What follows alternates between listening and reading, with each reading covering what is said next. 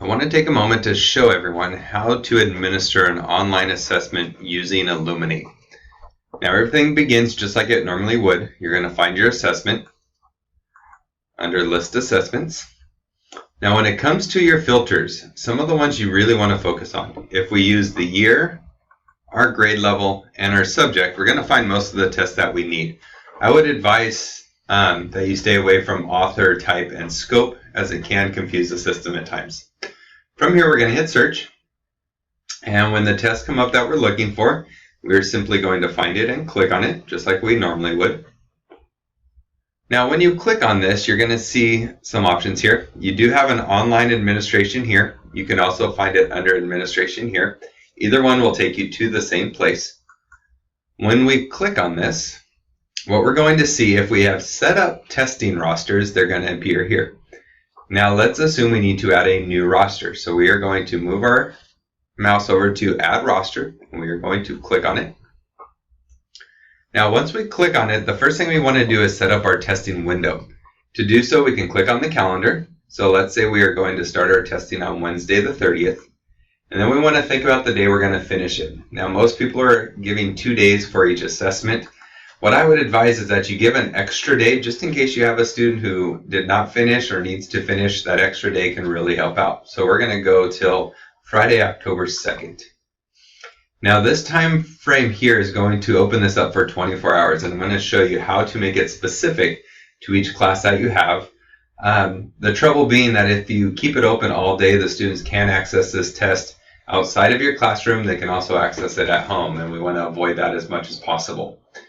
Now in order to do so, what we're going to do is come down here to sections. You'll notice most of these are already filled out based on who you are and what you teach. And we're going to focus on our sections area. Now you'll notice here we've got our targeted class, our homeroom, and other sections that you teach. But I'm going to focus on our core subjects. So this right here is language arts, 8th grade, second period. So we're going to set up a second period test. Once I choose that, you're going to notice all of your students do appear. And we've got 23 students on this test.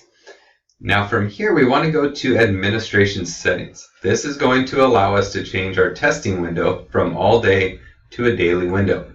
Now second period generally runs from anywhere from about 9 o'clock to 10 o'clock. So we're going to start this at 9 o'clock. And we're going to turn this to 10, and I'm going to call it 10:15. That extra 15 minutes is going to give us a little bit of leeway just in case a student is completing the writing portion of it, they haven't signed out, whatever it might be with that extra time that is needed. We also have to change this to AM. So I've got a test that's going to go from 9 a.m. to 10:15 a.m. In terms of time duration, this just limits the amount of time the students have. If you do set it to 0, there is no time limit. And in terms of pauses, it says set 0 to disallow student pausing. We do want our students to be able to pause the test so that they can come back to it. So you can keep this at 3. You can also make it higher if you want, just to be safe. Now, the other things you're looking at here, we've got our constructed response input method.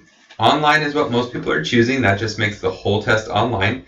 But if you would like them to take this portion and just as a written portion, you can do that. Availability, we want to keep this open. There is really no need to require a password.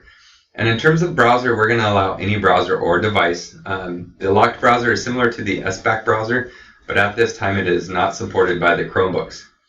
The other thing that a lot of teachers have been interested in is the ability to randomize their answer choices. This does not change the question order, but it will take your multiple choice questions and mix things up just to minimize cheating that may take place within the classroom. Once we are done here, all we do is simply hit save. It's going to take us to our other window where our rosters were appearing. You're going to notice here that it says it is saving the test, and now it is complete. So this test here will start on September 30th. It's going to end on October 2nd. The students are going to be allowed to take the test from 9 a.m. to 10:15. There is no time duration. And this is for my second period. It's going to be given to 23 students, and if you want to see what students are going to be taking it from this test, you can click on students and it will take you to a screen that gives you those students. You can also come over here to edit the session, or if you need to, you can also delete it.